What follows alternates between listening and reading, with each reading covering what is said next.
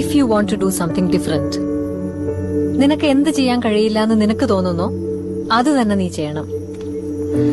ചിലപ്പോ തോറ്റുപോയെന്ന് വരും, പക്ഷെ അപ്പോഴും നിനക്ക് അഭിമാനത്തോടെ പറയാം, ഐ എം ഡിഫറെന്റ്.